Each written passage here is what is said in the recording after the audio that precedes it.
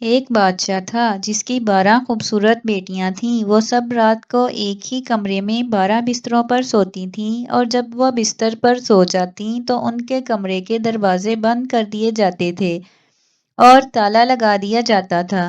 لیکن ہر صبح ان کی جوتیاں بالکل پھٹی ہوئی ہوتیں، جیسے وہ پوری رات ناچتی رہی ہوں، لیکن کسی کو پتہ نہ چل پاتا کہ یہ کیسے ہوتا ہے یا وہ کہاں جاتی ہیں۔ ایک دن بادشاہ نے پوری رعایا کو بتایا کہ اگر کوئی شخص یہ راز کھول سکے اور بتا سکے کہ شہزادیاں رات کو کہاں ناچتی ہیں، تو وہ ان 12 شہزادیوں میں سے اپنی مرضی کی شہزادی کو اپنی بیوی بنا سکتا ہے، اور بادشاہ کی موت کے بعد اس کو بادشاہ بنا دیا جائے گا۔ لیکن 3 دن اور 3 راتوں کے بعد اگر وہ کامیاب نہ ہو سکا تو اس کا سر کاٹ دیا جائے گا۔ جلد ہی ایک بادشاہ کا بیٹا آ گیا، اس کا بہترین استقبال کیا گیا، اور شام کو اسے وہ کمرہ دکھایا گیا جہاں شہزادیاں اپنے 12 بستروں پر سوتی تھیں۔ وہاں اس کے بیٹھنے اور دیکھنے کی ایک جگہ مقرر کر دی گئی جہاں سے وہ دیکھ سکتا کہ شہزادیاں کہاں جاتی ہیں اور کچھ اس کی آنکھوں سے نہ چونک سکے، اس لیے اس کے کمرے کا دروازہ کھلا چھوڑ دیا گیا۔ لیکن بادشاہ کا بیٹا جلد ہی سو گیا، اور جب وہ صبح میں جاگا تو اس نے دیکھا کہ شہزادیاں تمام رات ناچتی رہی ہیں، کیونکہ ان کی جوتیوں کے تلوے پوری طرح سے پھٹ چکے تھے۔ دوسری اور تیسری رات بھی ایسا ہی ہوا تو بادشاہ نے اس کا سر کاٹنے کا حکم دے دیا۔ اس کے بعد کئی دوسرے لوگوں کا انتخاب کیا گیا، لیکن ان سب کے ساتھ بھی یہی ہوا، اور وہ سب ایک ہی طریقے سے اپنی جان سے ہاتھ دھو بیٹھے۔ اب ایسا ہوا کہ بوڑھا سپاہی جو جنگ میں زخمی ہو گیا تھا مزید لڑنے کے قابل نہیں تھا۔ اس ملک سے گزرا جہاں اس بادشاہ کا راج تھا، اور جب وہ ایک جنگل کے پاس سے گزر رہا تھا تو اس کی ملاقات ایک بوڑھی عورت سے ہوئی، جس نے اس سے پوچھا کہ وہ کون ہے اور کہاں جا رہا ہے۔ مجھے شاید ہی معلوم ہو کہ میں کہاں جا رہا ہوں، سپاہی نے کہا، لیکن مجھے لگتا ہے کہ مجھے یہ جاننا ہے کہ وہ علاقہ کہاں ہے جہاں شہزادیاں ڈانس کرتی ہیں، اور پھر وقت کے ساتھ میں بادشاہ بن سکتا ہوں۔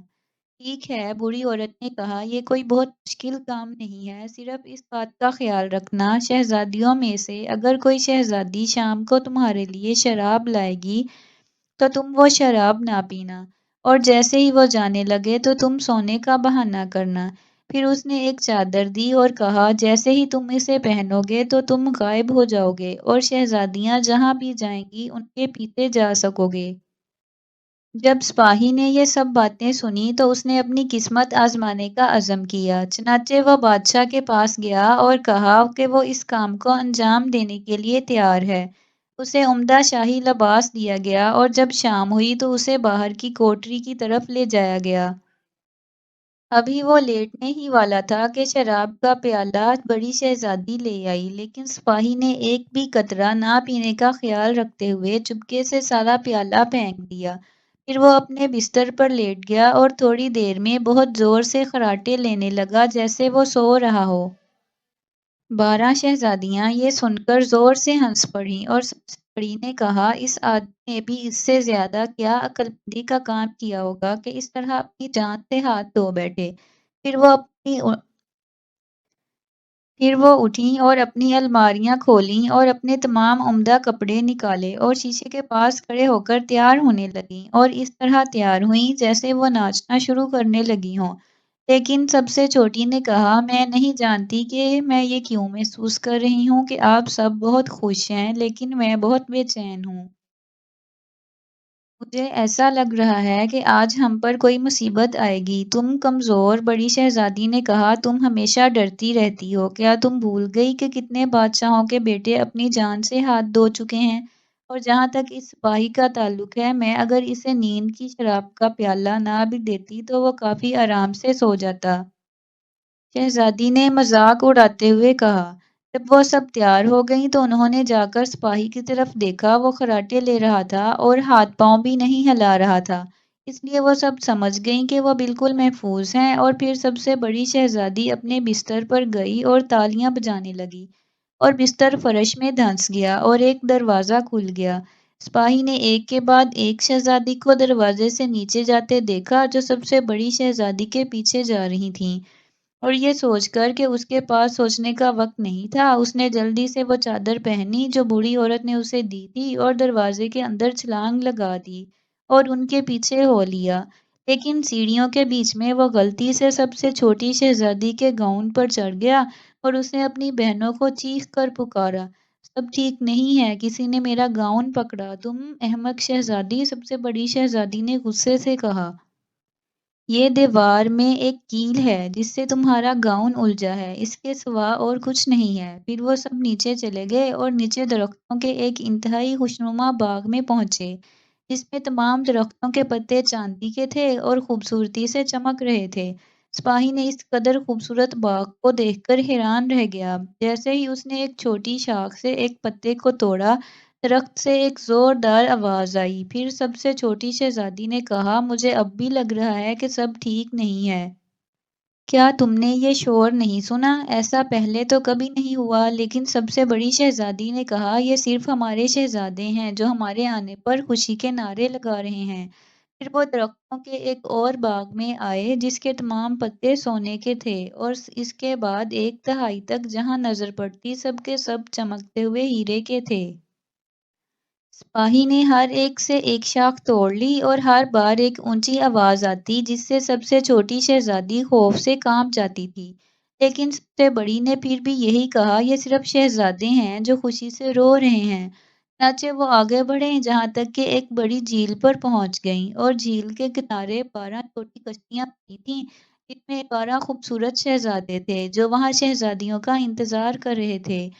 ہر ایک کشتی میں ایک شہزادی چلی گئی اور سپاہی سے چھوٹی شہزادی کے ساتھ اس کشتی میں سوار ہو گیا۔ جب وہ جھیل کے اوپر اپنی اپنی کشتی میں سوار تھیں تو شہزادہ جو سب سے چھوٹی شہزادی اور سپاہی کے ساتھ کشتی میں سوار تھا کہنے لگا، میں نہیں جانتا کہ ایسا کیوں ہے، لیکن اگرچہ میں اپنی پوری طاقت کے ساتھ کشتی چلا رہا ہوں لیکن پھر بھی ہم معمول کے مطابق اتنی تیزی سے آگے نہیں بڑھ رہے اور میں کافی تھک بھی چکا ہوں، لیکن آج کشتی بہت بھاری لگ رہی ہے۔ شہزادی نے کہا، یہ صرف موسم کی گرمی ہے، میں بھی آج بہت گرمی محسوس کر رہی ہوں۔ جھیل کے دوسری طرف ایک خوبصورت روشن محل تھا جہاں سے گانوں اور بگلوں کی خوشگوار آوازیں آ رہی تھیں۔ وہاں وہ سب اپنی اپنی کشتیوں سے اترے اور محل کے اندر چلے گئے اور ایک شہزادہ اپنی شہزادی کے ساتھ ناچنے لگا اور سپاہی جو ہر وقت پوشیدہ تھا ان کے ساتھ ناچتا رہا۔ اور جب شہزادیوں میں سے کسی کے پاس شراب کا پیالہ آتا تو وہ شہزادوں سے پہلے ہی پی جاتا کیونکہ وہ اسے دیکھ نہیں سکتی تھیں، اور جب وہ پیالہ منہ تک لے جاتی تو وہ خالی ہو چکا ہوتا۔ اس سے سب سے چھوٹی شہزادی بری طرح خوفزدہ ہو گئی، لیکن سب سے بڑی شہزادی نے ہمیشہ کی طرح اسے خاموش کروا دیا۔ وہ صبح 3 بجے تک ناچتی رہیں، پھر ان کے سارے جوتے پرانے ہو گئے جس سے وہ مزید نہ ناچنے پر مجبور ہو گئیں۔ شہزادے انہیں دوبارہ جھیل کی طرف لے گئے اور سب کشتیوں میں سوار ہو گئے، لیکن اس بار سپاہی کو سب سے بڑی شہزادی کے ساتھ کشتی میں بیٹھ گیا۔ دوسرے کنارے پر انہوں نے شہزادوں سے جانے کی اجازت لی اور اگلی رات دوبارہ آنے کا وعدہ کیا۔ جب وہ سیڑھیاں پر پہنچے تو سپاہی شہزادیوں سے پہلے ہی دوڑ کر سیڑھیوں پر چڑھ گیا، اور جب 12 شہزادیاں تھکی ہاری آہستہ آہستہ اوپر آئیں تو انہوں نے اسے اپنے بستر پر خراٹے لیتے سنا۔ تو انہوں نے کہا، سب ٹھیک ہے۔ پھر انہوں نے اپنے عمدہ کپڑے تبدیل کیے، اپنے جوتے اتارے اور بستر پر سونے چلی گئیں۔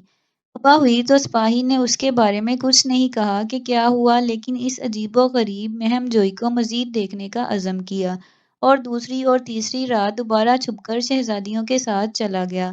دونوں راتوں میں پھر سب کچھ پہلے کی طرح ہوا۔ شہزادیاں ہر بار رقص کرتیں یہاں تک کہ ان کے جوتے ٹکڑے ٹکڑے ہو جاتے اور پھر وہ گھر واپس آ جاتیں۔ تاہم تیسری رات سپاہی سونے کے پیالوں میں سے ایک کو نشانی کے طور پر اپنے ساتھ لے آیا۔ جیسے ہی اعلان کرنے کا وقت قریب آیا، وہ 3 شاخوں اور سونے کا پیالہ لے کر بادشاہ کے سامنے آ گیا۔ 12 شہزادیاں دروازے کے پیچھے کھڑی سن رہی تھیں کہ وہ کیا کہے گا، اور جب بادشاہ نے اس سے پوچھا، میری 12 بیٹیاں رات کو کہاں ناچتی ہیں؟ اس نے جواب دیا، 12 شہزادوں کے ساتھ زمین کے نیچے ایک محل میں۔ پھر اس نے بادشاہ کو سب کچھ بتایا اور اسے 3 شاخیں دکھائیں اور سونے کا پیالہ دکھایا جو وہ اپنے ساتھ لایا تھا۔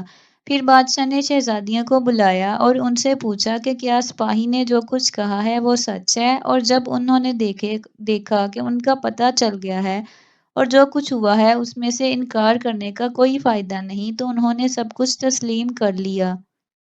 بادشاہ نے شہزادیوں کو دوبارہ کبھی بھی وہاں نہ جانے کی سزا سنائی اور انہیں محل سے بے دخل کر دینے کی دھمکی دی۔ بڑی شہزادی کو بہت افسوس ہوا کہ اگر وہ چھوٹی شہزادی کی بات مان لیتی تو ان کے راز کا کسی کو پتہ نہ چلتا۔ بادشاہ نے اپنے وعدے کے مطابق سپاہی سے پوچھا کہ وہ اپنی بیوی کے لیے ان میں سے کس شہزادی کا انتخاب کرے گا۔ اس نے جواب دیا، میں اگرچہ بہت چھوٹی عمر کا نہیں ہوں، اس لیے میں سب سے بڑی شہزادی سے شادی کرنا چاہوں گا۔ بادشاہ نے اسی وقت ان کی شادی کا اعلان کر دیا اور سپاہی کو بادشاہ کا وارث چن لیا گیا۔